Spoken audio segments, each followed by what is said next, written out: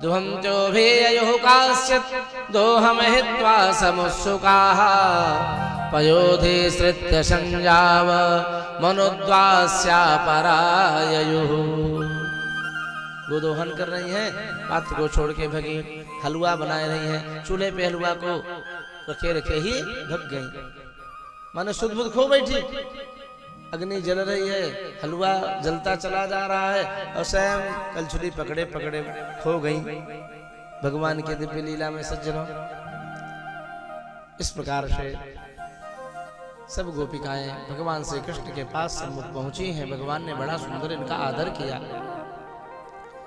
स्वागतम वो महाभागाः प्रियं किं करवाणि वः व्रजस्यानामयं कच्चित् ब्रूतागमन कारणम्। हे महाभागशालिनी गोपिकाओं, ये बताओ सब ठीक तो है ना? पहले तो स्वागत किया, स्वागतम वो महाभागाः।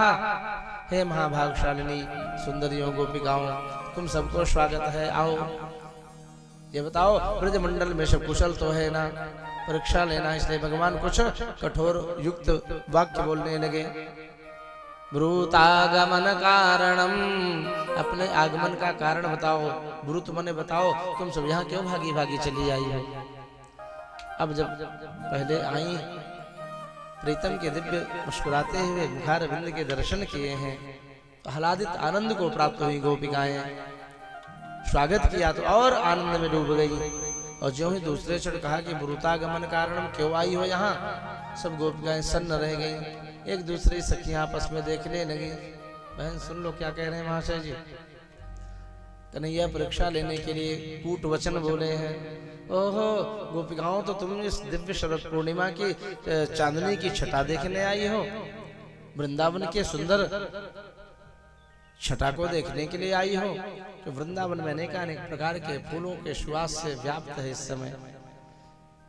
मालती, चंपा, जूही, चमेली, गुलाब, कमल कुमुदनियां खिली हुई है। सज्जनों, यदि आप लोगों ने वृंदावन के दिव्य छटाओं का दर्शन कर लिया हो, हे प्रियतमाओं, प्रतियात ततो गृहान, अपने अपने घर को लौट जाओ। जो ही घर लौटने की बात कही, गोपिकाओं के अश्रुपात होने लगे। हे प्रीतम, इतने निष्ठुर मत बनो।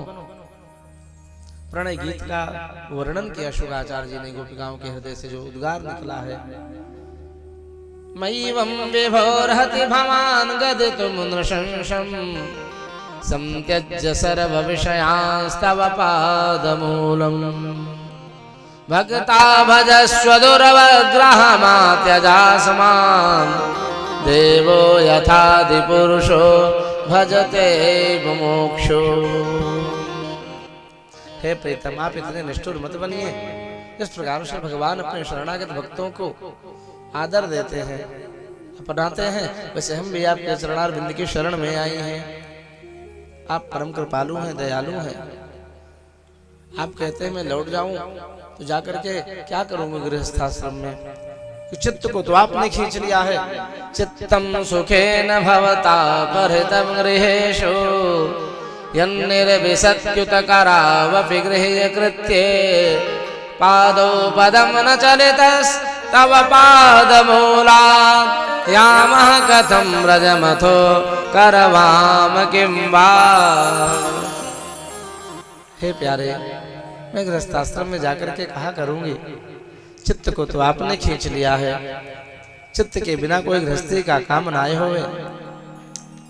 यदि आप ज्यादा कठोरता दिखाओगे, निष्ठुरता ना, तो ध्यानेन याम पदयोः पदवीं सखेते, हम ध्यान योग के द्वारा आपके पद को प्राप्त कर लेंगे। इस प्रकार से सज्जनों, भगवान ने यहाँ पर पतिव्रता धर्म का उपदेश भी दिया है। नारियों का सबसे बड़ा धर्म है कि वह अपने पतिदेव की सेवा करें, शुश्रूषा करें। पतिदेवेहि नारीणां दैवतं परमं स्मृतं मानसं सर्वभूतानां वासुदेवः श्रियः पतिः। स्त्री के लिए उसका पति ही उसका भगवान है। जिस प्रकार से शिष्य के लिए उसका गुरु है, उसका सर्वे सर्वा है, भगवान है, ब्रह्म है।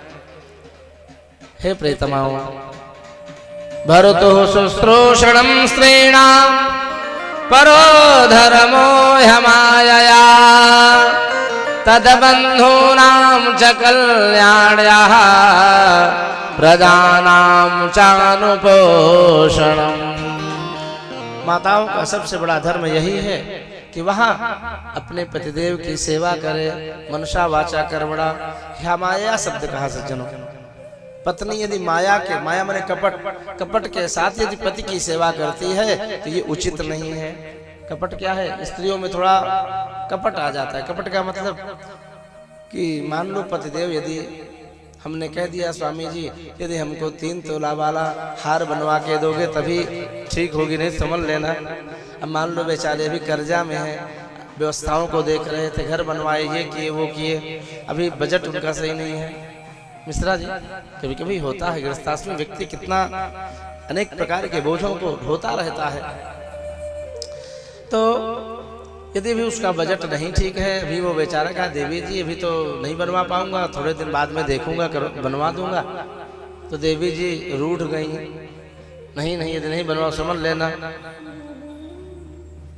ठीक से सेवा शुश्रूषा करना बंद कर दें।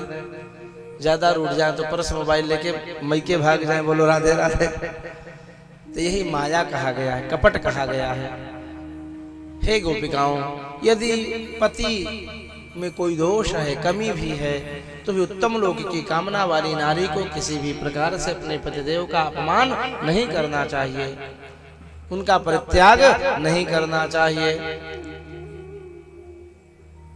डब्बू जी थोड़ा इधर पादुका कुछ पड़े बच्चों के, इनको दूर कर दीजिए। इस प्रकार से सज्जनों भगवान श्री कृष्ण पातिव्रत का उपदेश देते हुए कह रहे हैं, दुःशीलो दुर्भगो वृद्धो जडोरोग्य धनोऽपि वा पतिस्त्रीभिर्नहातव्यो लोकेषुभिरपातकी। यहाँ पर भगवान श्री कृष्ण ने पुरुषों के कुछ दोष बताए हैं, पतियों में भी कुछ दोष होते हैं। वकील साहब जी, पुरुष लोग सोचते हम तो दूध के धूले हैं, क्यों रावण ने मंदोदरी से कह दिया है अवगुण 8 सदा उड़ रहे हैं। भोले जी, माताओं में 8 अवगुण का वास कह दिया रावण ने। डब्बू जी, सब मानस में पढ़े होंगे आप लोग, तो ऐसा नहीं कि माताओं में ही दोष हैं। ब्रह्मा जी की जितनी भी सृष्टि सब में गुण अवगुण दोनों विद्यमान हैं। गुण अवगुण से सान करके युक्त करके ही ब्रह्मा जी ने इस सृष्टि का सृजन किया है। विधि प्रपंच गुण अवगुण साना। 100% कोई व्यक्ति पूरी तरह से गुणवान नहीं है और 100% कोई व्यक्ति नालायक नहीं है पूरी तरह। कुछ ना कुछ परसेंट प्रत्येक व्यक्ति में कुछ ना कुछ गुण है, और कोई बहुत बड़ा गुणी है तो उसमें भी कुछ ना कुछ दोष भी होगी, कमी भी होगी। तो पुरुषों में भी कुछ दोष बताए हैं श्याम सुंदर ने। कौन कौन दोष हैं? हे गोपिकाओं, यदि आप कहो कि हमारे पतिदेव मोको भावे ना है, दुःशील हैं। दुःशील कहते हैं दुष्ट स्वभाव के हैं। दुःशीलो दुर्भगो वृद्धो, दुर्भगा माने अभागे हैं, वृद्ध है, जड माने मूर्ख है, जडो रोग्य धनोऽपि वा, रोगी है, अथवा अधन माने निर्धन, निर्धन है। तो ऐसे भी पतिदेव को पा करके कभी भी नारी को अपने पतिदेव का अपमान नहीं करना चाहिए, उत्तम लोक चाहना है तो इसलिए भैया यदि हम में कोई दोष है, कमी है, तो हम अपने कमी को सुधारें, संभालें। देखो कमी सब में है, किसी में ज्यादा किसी में कम, लेकिन कमी को हम सुधारें, यही सत्संग का मतलब है। मातरम कथा इसलिए न सुने कि भोले जी डब्बू जी माता पिता की सेवा में सुंदर भागवत कराए रहे, चलो भैया जोरदार प्रसाद भी मिल जाएगा शाम को, कथा भी सुनेंगे। हम कथा सुने और कथा की यदि हम थोड़े भी छोटे से अंश को धारण करेंगे तो जीवन हमारा धन्य हो जाएगा। इस प्रकार से गोपिकाओं को भगवान ने पातिव्रत धर्म का उपदेश दिया है। प्रतियात ततो गृहान, अतः हे प्रीतमाओं, सुंदरियों, गोपिकाओं, अपने अपने घर को लौट जाओ। इतना सुनते ही तो गोपिकाएं रोने लगी। सज्जनों, हे प्रीतम, अब इतने निष्ठुर मत बनो, ऐसा मत कहो। लौकिक पति तो तब तक के लिए हैं जब तक आपकी प्राप्ति ना हो जाए। आप जगत के पति हैं, मात्र लक्ष्मी के पति ही नहीं हैं, आप हम भक्तों के भी पति हैं।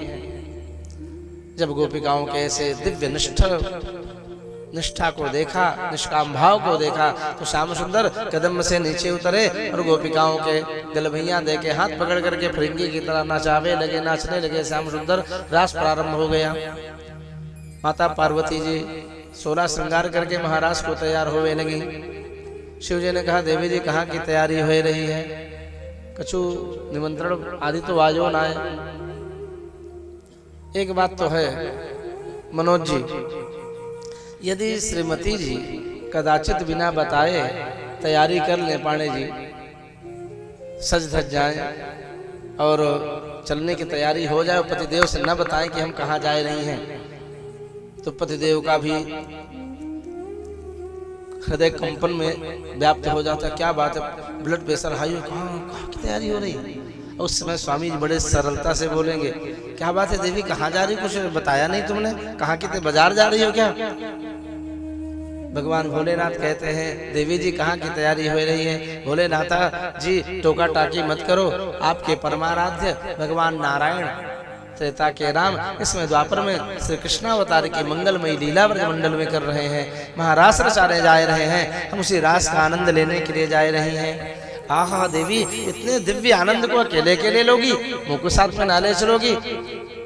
कन्हैया राधा के साथ नाचेंगे तो हम भी तुम्हारे साथ नृत्य करेंगे।